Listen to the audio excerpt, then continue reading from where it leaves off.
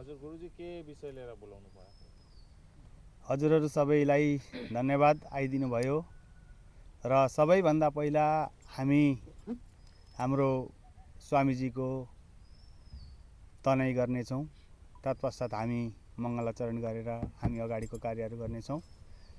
ओम लक्ष्मीनाथ समारम्भां नाथयामुनमध्यमाम् अस्मदाचार्यपर्यन्तां वन्दे गुरुपरम्परां यो नित्यमच्युतपदाम्बुजयुग्मरुक्म व्यामोहतस्तदितराणि तृणाय मेने अस्मद्गुरुर्भगवतो सदैकसिन्धो रामानुजस्य चरणौ शरणं प्रपद्ये। बोलिए लक्ष्मीनारायण भगवानको जय। हजुरहरूलाई आज हामीहरूले विशेष निमन्त्रणा दियौँ, हजुरहरू आउनुभयो, यसका लागि हजुरहरूलाई धेरै धेरै धन्यवाद। र हामीले यो जहाँ हामी उपस्थित, जहाँ हामी बसेका छौँ, यो जमिन हामीहरूले लक्ष्मीनारायण मन्दिर, श्री जगद्गुरु कमलाचार्य आश्रम, गौशाला, वृद्धाश्रम तथा बरबगैँचा इत्यादि बनाउनका लागि हामीहरूले यो जमिन लिइसकेका छौँ। र यो जमिन करिब करिब हाम्रो 19,000 स्क्वायर फुट छ र यसको अलिकति रकम हामीले हाम्रो जो जमिनको दाता हुनुहुन्थ्यो उहाँलाई प्रदान गरिसक्यौँ र केही बाँकी छ, केही जमिनको रकम हामीले दिनुपर्ने छ उहाँलाई केही समय अन्तरालमा। र हामीहरूको यो जो जमिन छ यसमा हामीहरूको दिव्य भगवानको मन्दिर बनिने छ र सबैको साथ सहयोग हामीलाई खाँचो छ र जति हामी जुटेका छौँ, जुटेका हामी कहिल्यै नफुटौँ भन्ने म आग्रह गर्छु हाम्रो समितिलाई। साथै जति यो बाहिर हेर्दै हुनुहुन्छ, जतिजना हुनुहुन्छ, हजुरहरूले पनि हाम्रो यो सञ्चार माध्यमबाट हेरेर हजुरहरूको केही सहयोग जे जस्तो गर्न सक्नुहुन्छ त्यो गर्नुहोला र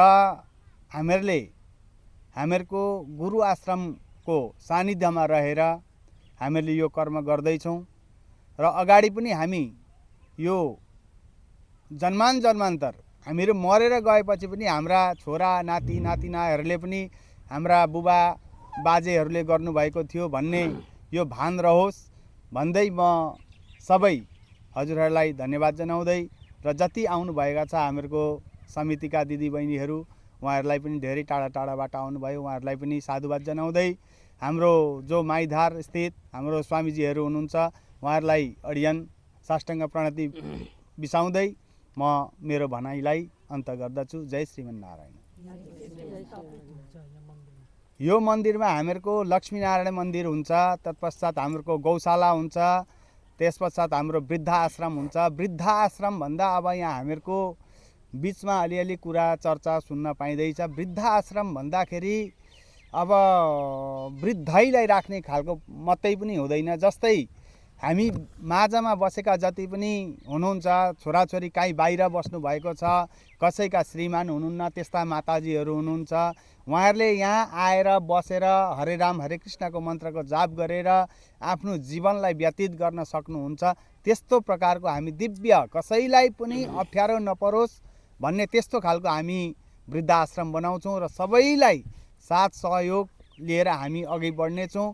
र म हाम्रो डुवर्स क्षेत्रका विद्वत्वर्गलाई पनि म भन्न चाहन्छु, किनकि हामीहरूले गरेको यो कार्यमा हजुरहरूले पनि सबैले साथ सहयोग गर्नुहोला, किनकि यो हामीहरूले मात्रै गरेको होइन, यो हजुरहरूको पनि हो। हजुरहरू सबैको साथ सहयोगले हामी गऱ्यौँ भने हामी अवश्य अगाडि बढ्नेछौँ, यसमा कुनै शङ्का छैन। र अरू केही सोध्नु छ भने? धन्यवाद गुरुजी। हजुर, मेरो कृष्ण पोखरेल, आठखोला, मङ्गलबारे। हजुरहरू सबैजनालाई सम्पूर्णलाई राधे राधे, जय श्रीमन्नारायण। र यहाँ गुरुजीले भनिहाल्नुभयो सम्पूर्ण कुराहरू र हजुरहरूलाई पनि अब अलिकति यो सोसल मिडियाको तर्फबाट सबैजनाले जानकारी पाउनुहोस् र सबैजनालाई जानकारी होस्। र हाम्रो यहाँ आश्रम बनिँदैछ र आश्रम बनिनु हाम्रो यो गाउँ, यो ठाउँमा एकदम बहुत सौभाग्यको कुरा हो। र उहाँहरूले हाम्रो रवि गुरुजीले एकदमै अगाडि तत्पर भएर अगाडि खडा भएर उहाँ नै हुनुहुन्छ मूल खम्बा र उहाँले नै अब यो सबै अगाडि कार्यभार सबै सम्हालिराख्नु भएको छ र हामीहरू उहाँलाई साथ दिएर अब यो कार्यलाई चाहिँ धेरै हामी अगाडि बढाउँ र हाम्रो जन्मसम्मलाई यो होस् भन्ने हाम्रो छ। हाम्रो मन्दिर पनि यहाँ हुन गइरहेको छ। सबै मन्दिरहरू छन् यहाँ, तर हाम्रो लक्ष्मीनारायणको मन्दिर छैन यो जग्गामा कुनै यहाँ अहिले।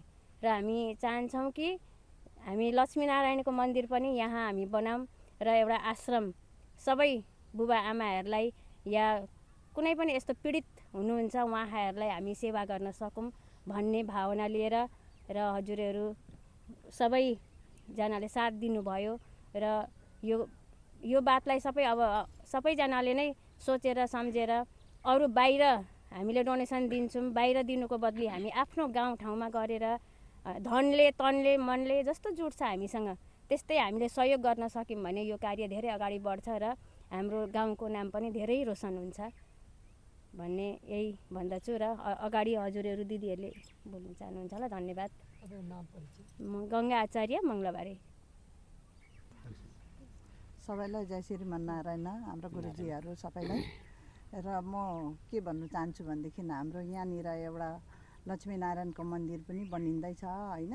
गाउँ आश्रम, वृद्ध आश्रम सबै बनिँदैछ। त्यसको लागि आज हामीले मिडिया राखेको कारण पनि हामीले मात्रै नसकेर जति पनि जना हुनुहुन्छ भक्तजनहरू, जति पनि हाम्रो जयगाउँमा देश विदेशमा बस्नेहरूलाई सबैलाई हामीले सहयोगकै लागि नै आज हामीले मिडिया राखेको हो। कारण चाहिँ हाम्रो त्यही नै हो। र तपाईँहरूले कति हुनुहुन्छ, जति पनि हुनुहुन्छ थोपाले समुद्र बन्छ होइन। तपाईँहरूले पनि सहयोगको हात अगाडि बढाइदिनुहोस् भन्दै अब सबैलाई दुई हात जोडी होइन उयो गर्छु। हामी सबैलाई गुहार गर्छु। र अब हाम्रो जुन चाहिँ वृद्ध आश्रम बनिँदैछ, हाम्रो दिदी बहिनी आमा बुबाहरूलाई उहाँहरूलाई पनि हामी सेवा पुर्याउन सकौँ। हाम्रो लक्ष्मीनारायण मन्दिर छैन, त्यो पनि हामी बनाउँदैछु।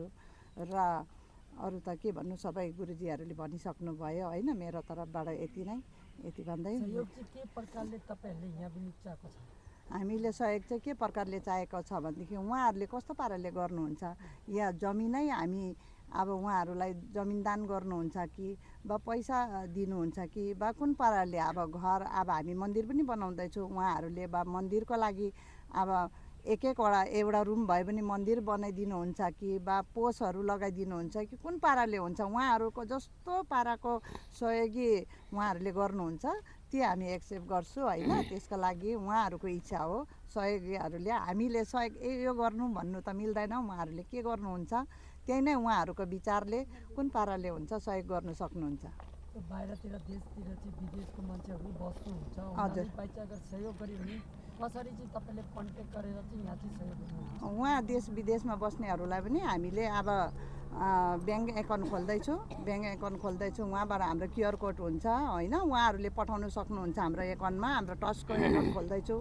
कसैको नाममा होइन, हाम्रो प्रेसिडेन्ट सेक्रेटरी केसियरको नाममा छ। उहाँहरूले पठाउनु सक्नुहुन्छ हाम्रो ट्रस्टमा। उहाँहरूले कुन पाराले सहयोग गर्नुहुन्छ हामीलाई पठाउनु सक्नुहुन्छ। मेरो नाम माया थापा, म चाहिँ यो ट्रस्टको जेनरल सेक्रेटरी हो। हुन्छ, सबैलाई धन्यवाद।